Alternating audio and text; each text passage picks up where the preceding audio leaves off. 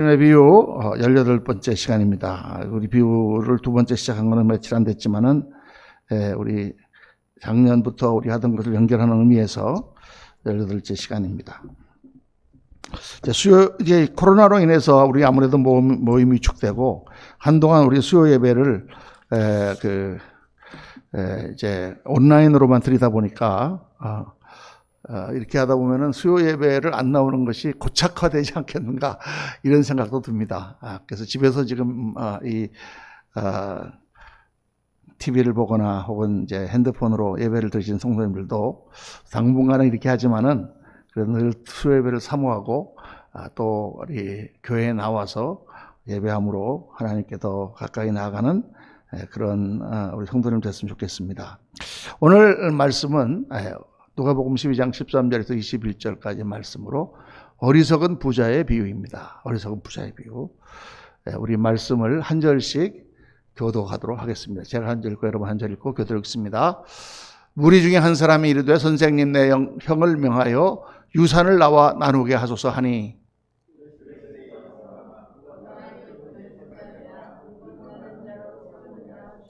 그들에게 이르시되 삼가 모든 탐심을 물리치라. 사람의 생명이 그 소유에 넉넉한 데 있지 아니하리라 하시고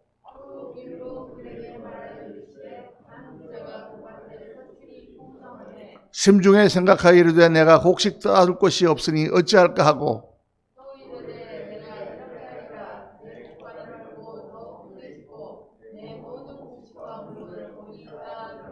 또 내가 내 영혼에게 이르되 영혼아 여러 해 쓸 물건을 많이 쌓아두었으니 평안히 쉬고 먹고 마시고 즐거워하자 하리라 하되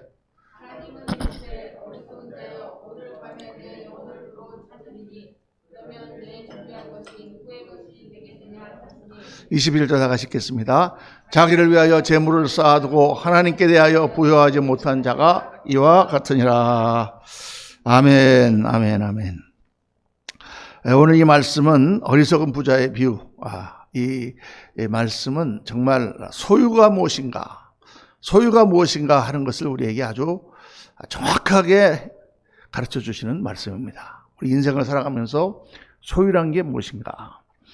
그 1900년도에 태어나서 딱 80살, 1980년까지 만 80세를 살고 돌아가신 에리 프롬이라고 하는 유명한 독일계 미국인 사회학자요 인문학자가 있습니다. 이 에리 프롬이 사랑의 기술이라든가 이런 거를 했는 1976년에 소유냐 존재냐라고 하는 아주 to have or to be, to have or to be, 소유냐 존재냐 하는 그런 책을 썼습니다. 제가 한번 읽어봤는데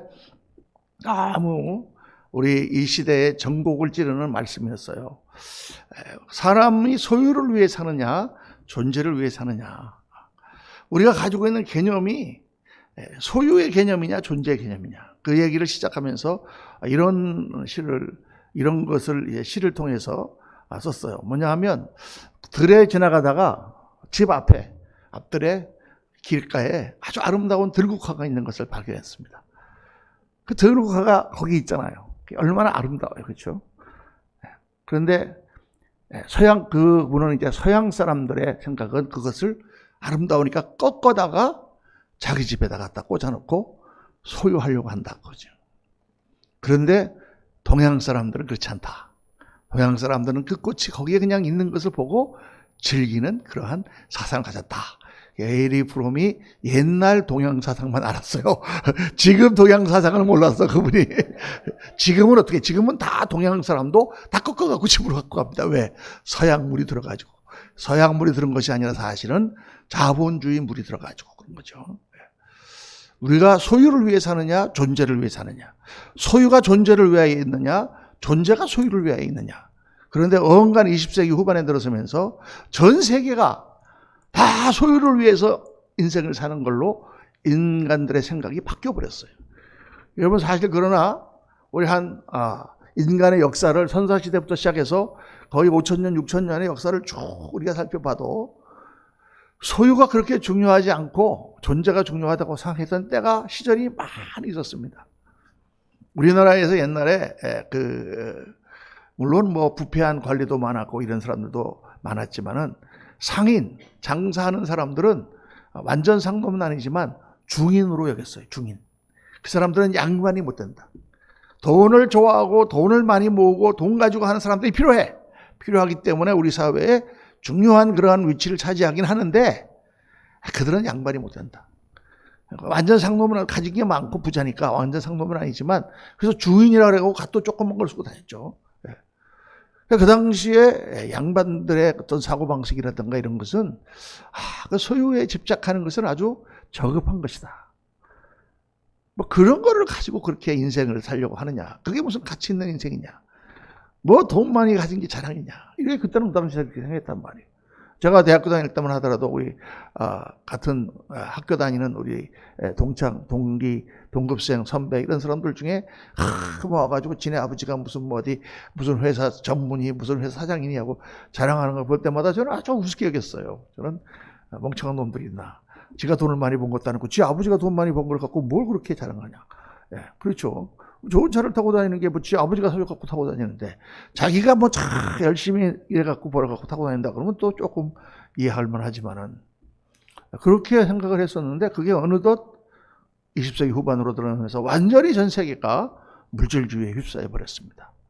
그래서 물질을 위해서는 모든 것을 버리는, 물질을 더 얻기 위해서는 친구도 버리고, 물질을 더 얻기 위해서는 형제와도 원수가 되고, 심지어는 부모도 때려 죽이고, 모든 명예를 다 버리고, 관직의 명예와 이런 것을 다 버리고, 한국의 대법관이 이런 높은 지위에 있는 그 고상하고 한국의 모든 법을 집행하는 그런 사람들이 돈 몇 푼에, 몇 푼이라 봐야 몇십억이지만 하여간 팔려가지고 그거 다 우습게, 그걸 다 이렇게 자기의 명예를, 그 평생 몇 대를 지나가면서 우리 집안에 우리 아무개 어른이 한국의 대한민국의 대법관이셨다. 그분은 청렴 결백하고 모든 것을 바르게 하시는 그런 훌륭한 법관이셨다. 이런 말을 대대손손이 들었으면 참 좋을 텐데 돈 얼마에 그렇게 그걸 다 팝니까? 그런 세상이 되었어요. 아무도 그걸 비웃는 사람이 없어요. 그게 살아가는 방법이겠거니 이렇게 생각하는 시대가 됐다고 말이에요 지금. 여러분 이게 정말 올바른 것인가. 오늘 한번 이 부자의 비유를 생각하면서 우리가 한번 깊이 생각을 해봐야 되는 것입니다. 오늘 이 비유는 어떻게 시작됐냐면 어떤 사람이 와가지고 예수님께 엉뚱한 질문을 했어요. 엉뚱한 그런 부탁을 했습니다. 그게 뭐냐. 예수님, 우리 형이 아버지 유산을 물려받았는데 혼자 다 가지려고 합니다. 저한테 나눠가지고 공평하게 분배하도록 해주세요. 이렇게 예수님에게 부탁을 했어요. 그 당시에도 이 유산 관계, 우리 한국에 뭐 이 유산 가지고 집안마다 난리 난 집안이 많죠.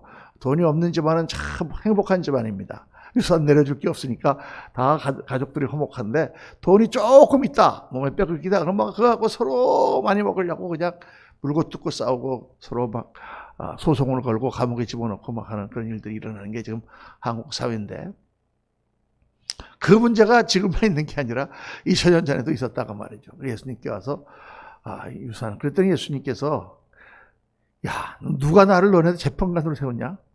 내가 가서 그런 분쟁 문제나 해결해 준 사람이냐? 그러면서 예수님은 전국을 찌르는 것입니다.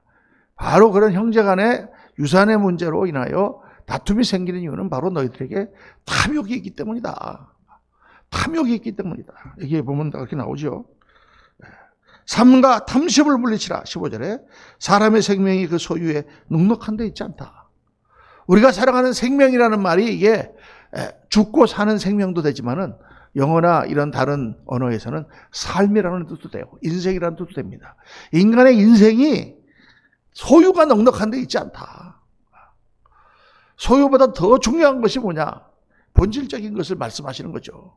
그거를 지금 말씀하시는 것입니다. 여러분, 옛날에 동양에서도 그런 제가 한번 말씀드린 적이 있습니다만은 그런 옛날 얘기가 있잖아요. 동양의 옛날 얘기 중에 참 괜찮은 얘기가 많습니다. 형제가 둘이 이렇게 가난한 형제가 길을 같이 가다가 땅에 금덩어리가 떨어진 것을 발견했어.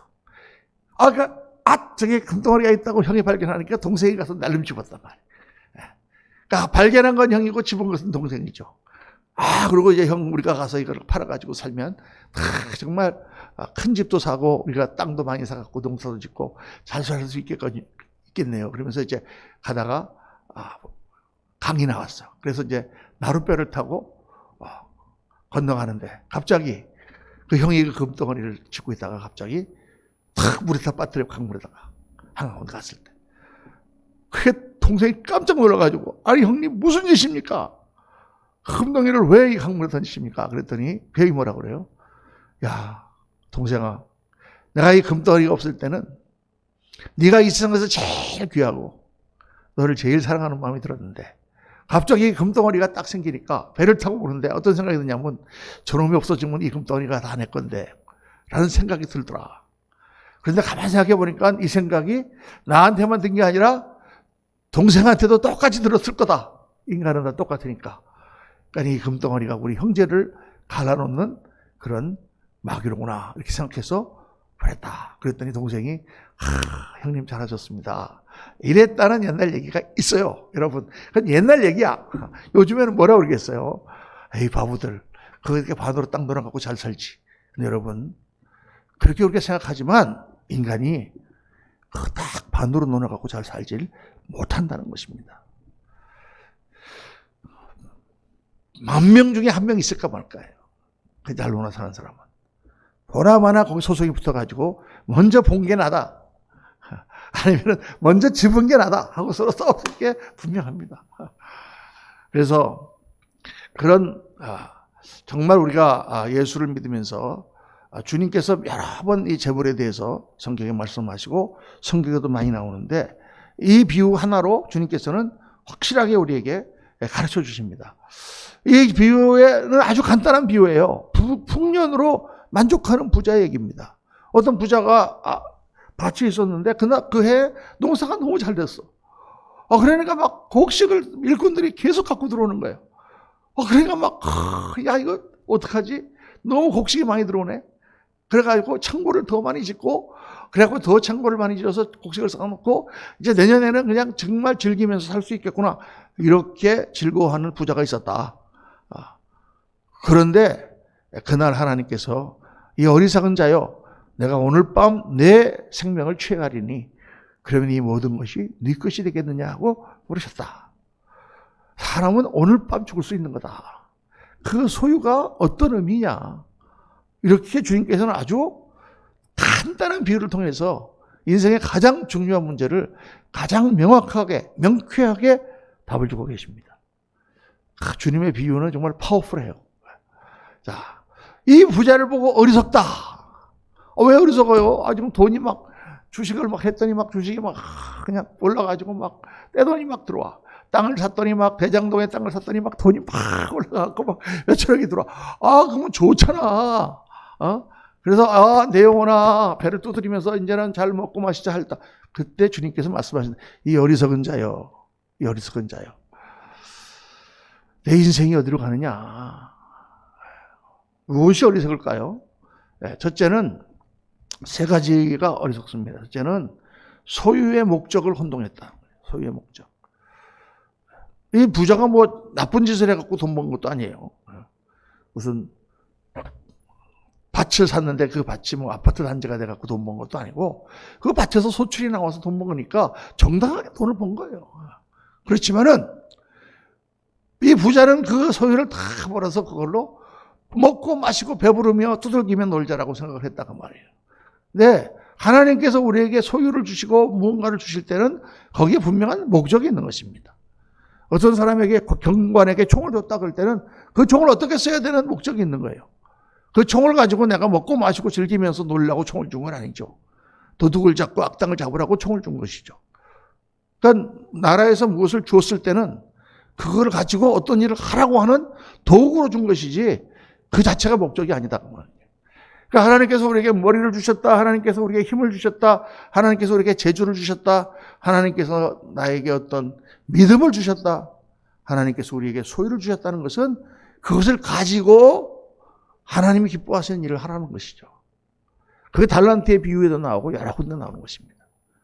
소유가 목적이 아니다 그 말이에요. 소유가 목적이 아니에요. 그러니까 우리가 무엇을 소유한다고 할 때 소유의 목적이 무엇이야?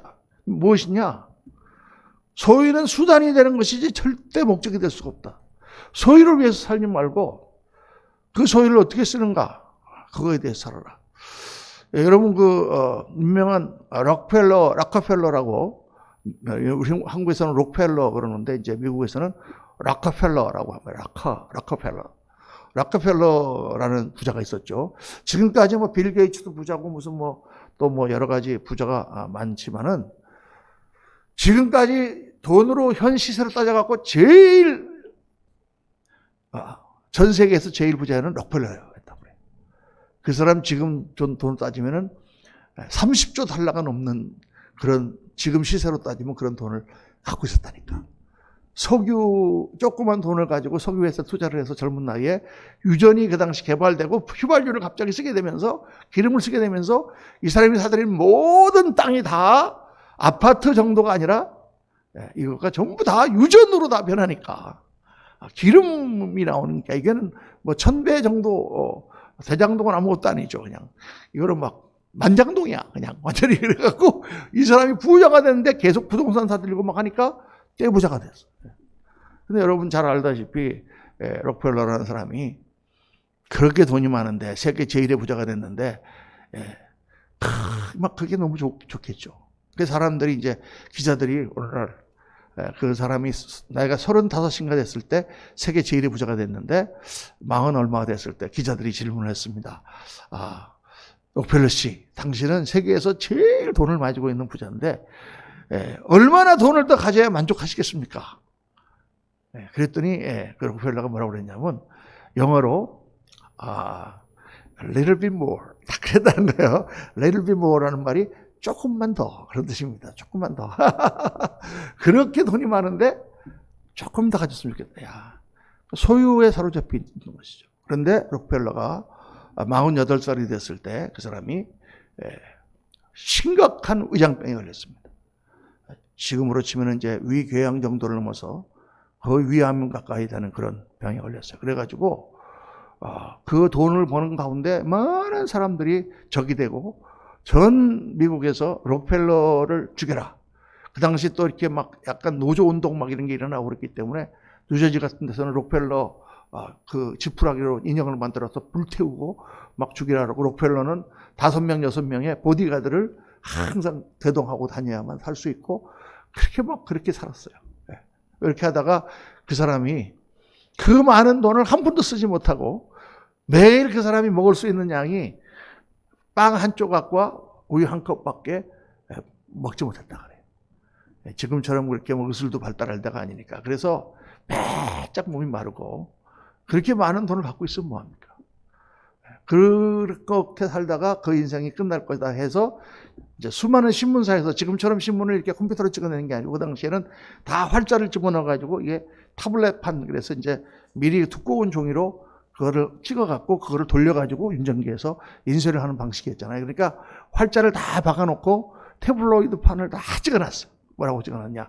세계 최고의 부자 록펠러 드디어 서거하다, 죽다 이렇게 제목을 뽑아놓고 왜냐하면 언제 죽을지 모르니까 죽는 날 딱 기자들이 받자마자 그걸 호의로 돌리려고 준비를 다 신문사마다 해놓고 기다리고 있었다는 거예요.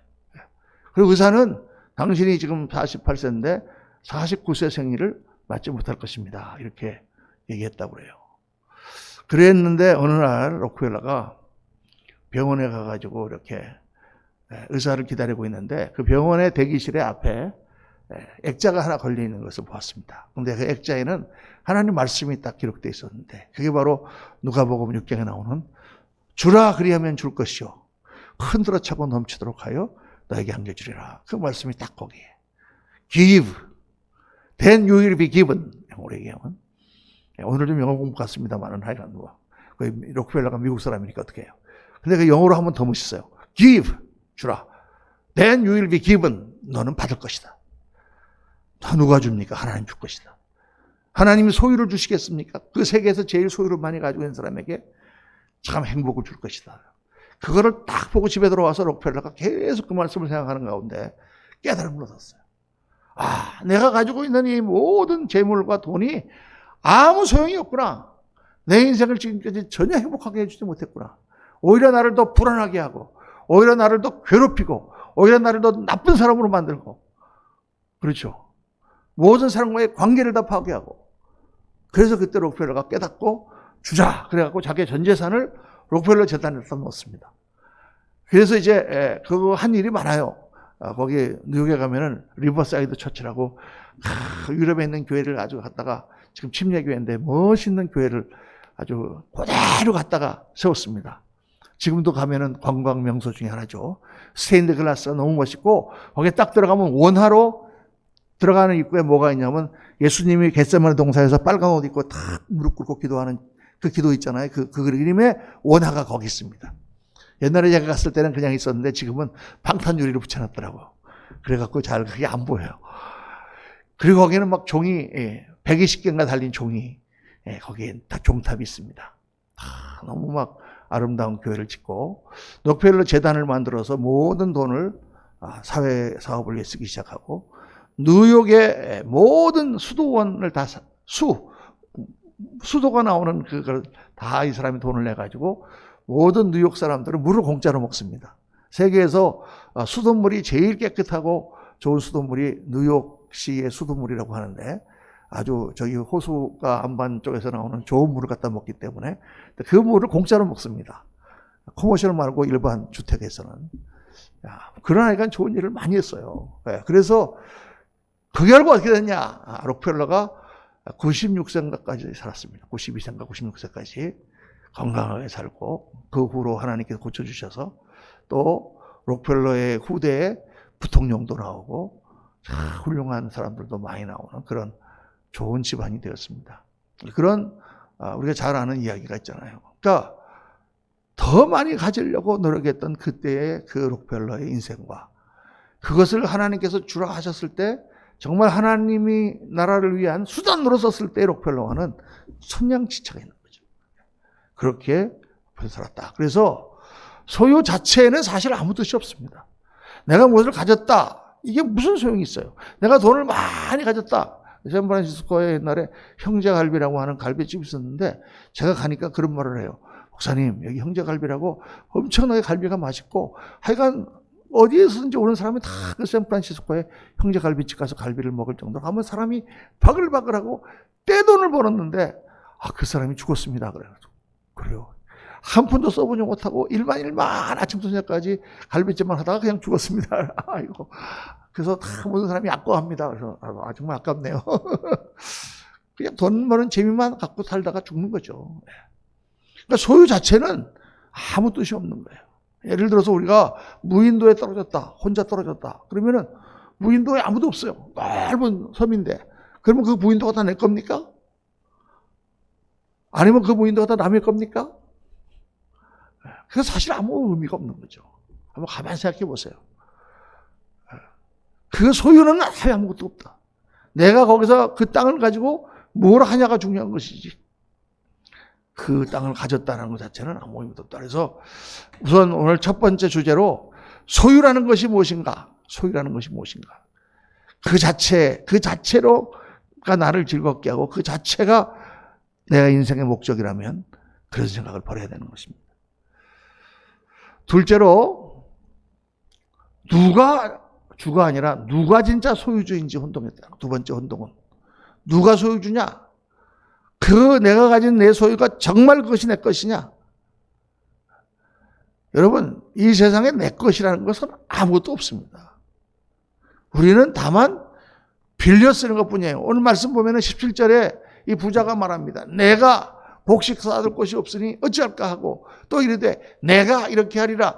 내 곡간을 헐고 더 크게 짓고 내 모든 곡식과 물건을 거기 쌓아두리라. 또 내가 내 영혼의 이르되 즐거워하고 기뻐하라. 오늘 밤 우리가 잘 먹고 잘 살리라. 이렇게 얘기를 했다.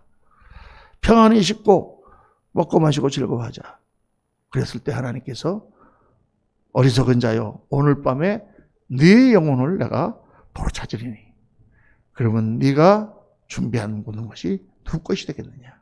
누구 거예요? 아무 사람의 것도 아니에요.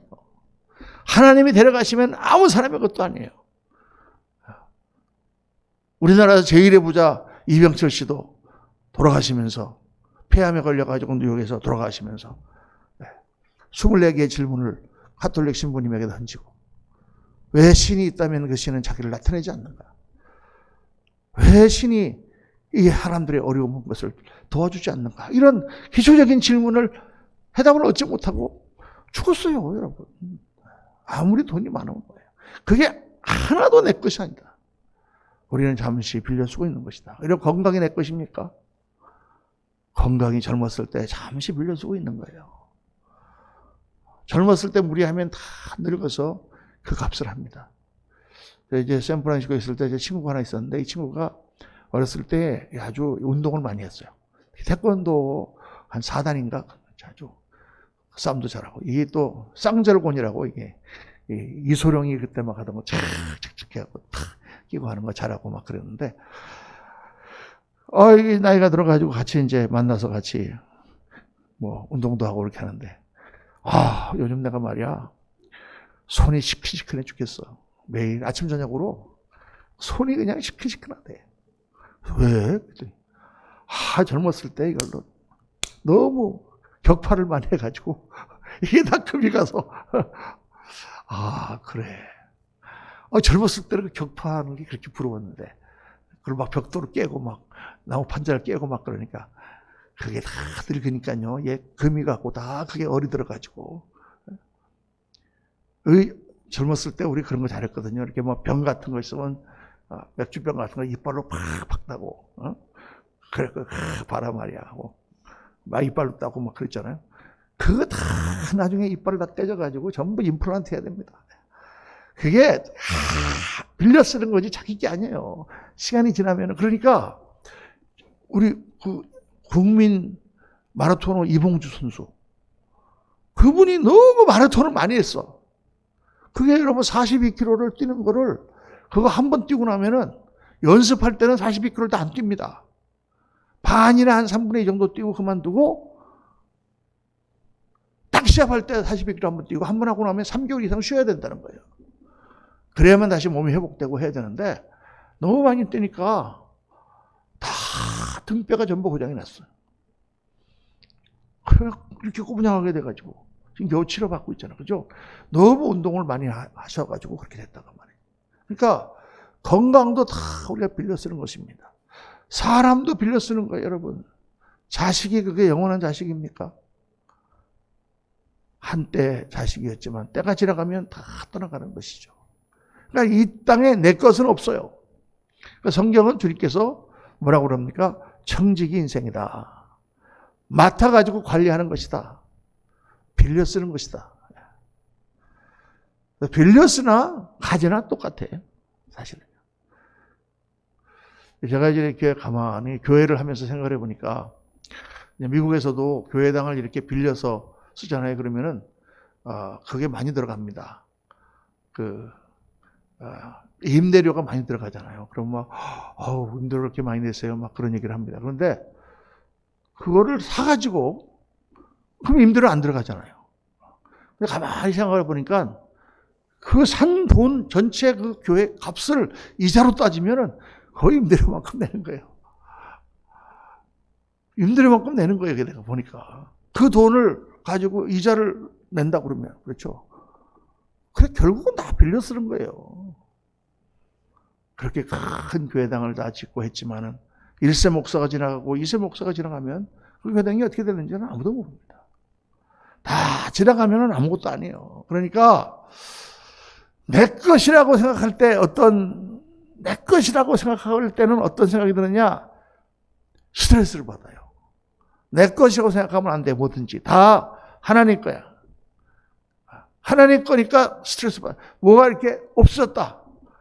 이렇게 자동차가 이렇게 탁 받아가지고 막 한쪽에 날아갔다. 그래도 내 차가 막 그렇게 되면 엄청나게 마음이 아프지만, 하나님 차가, 옛날에 그런 거 있지 않습니까? 이렇게 어떤 농부가 소를 이게 소를 키웠는데 소가 쌍둥이를 박아줬어요.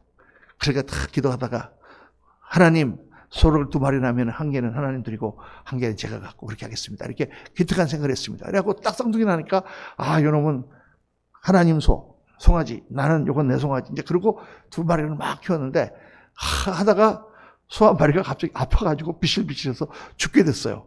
그러니까 하나님 앞에서 기도하면서 하나님 큰일 났습니다. 하나님의 소가 지금 병이 들었습니다. 딱 그러더래요. 하나님의 소가 병이 들었어요. 예. 근데 사실 하나님의 거라고 그러면 사실 그렇게 스트레스 받을 일이 없잖아요, 우리가요. 그러니까 아까도 얘기했지만 내 것이라고 생각할 때 뭐가 생기느냐? 분쟁이 생깁니다. 사람들 사이에 다툼이 생기죠.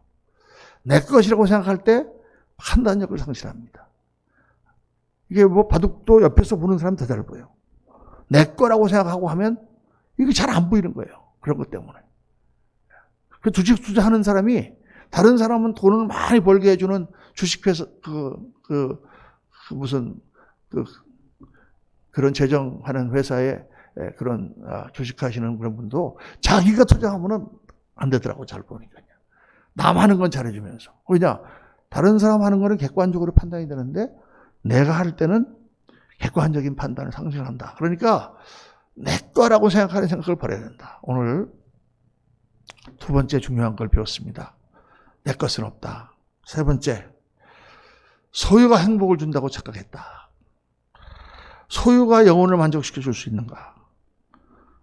청지기라고 주님 말씀하시는 것처럼 소유가 잠깐 가지고 있는 거라고 하면 궁극적인 만족은 절대 줄 수가 없는 거죠. 잠깐 있다가 사라지기 때문에. 건강도 잠깐 있다가 사라지는 것이요. 시간도 잠깐 있다가 사라지는 것이요. 재물도 잠깐 있다가 사라지는 것이요.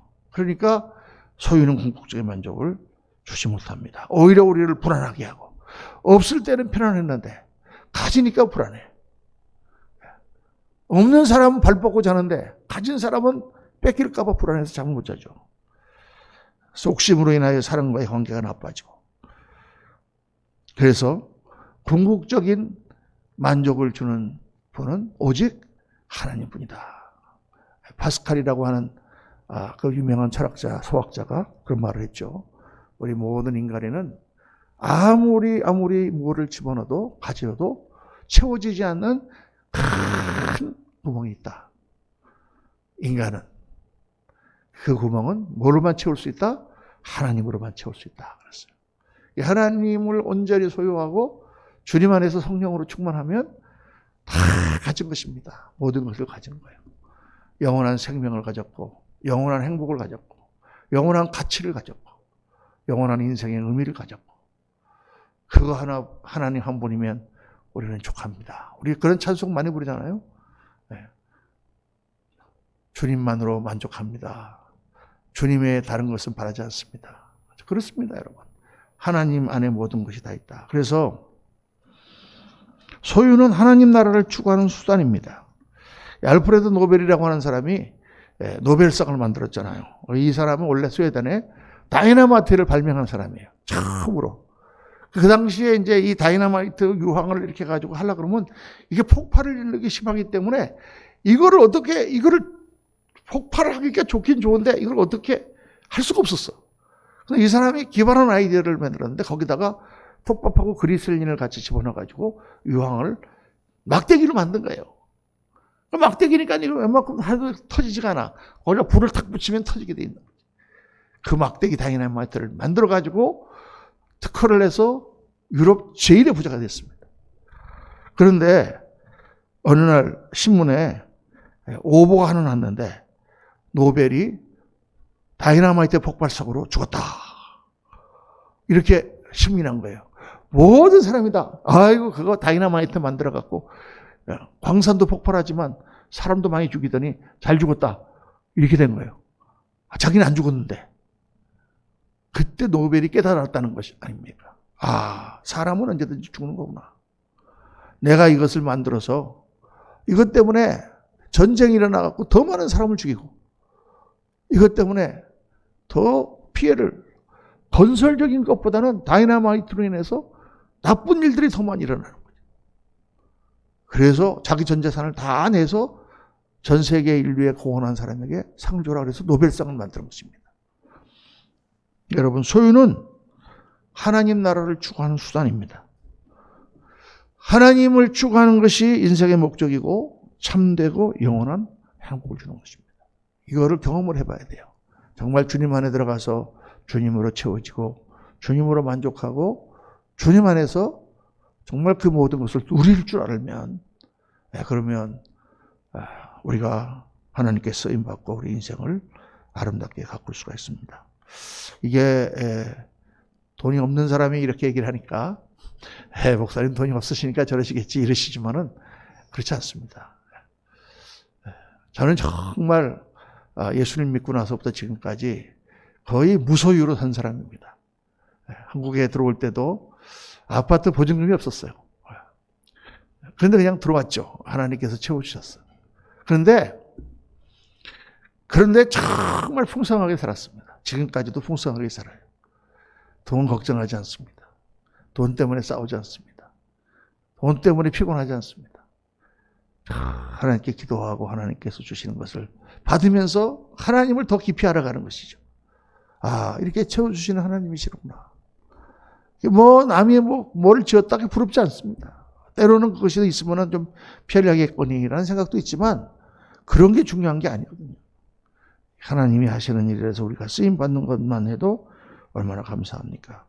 오늘 결론 말씀을 보면은 인생은 청직이다. 다시 한번 깊이 묵상해 보시기 바랍니다. 우리는 모든 것을 잠시 받아서 쓰는 거예요.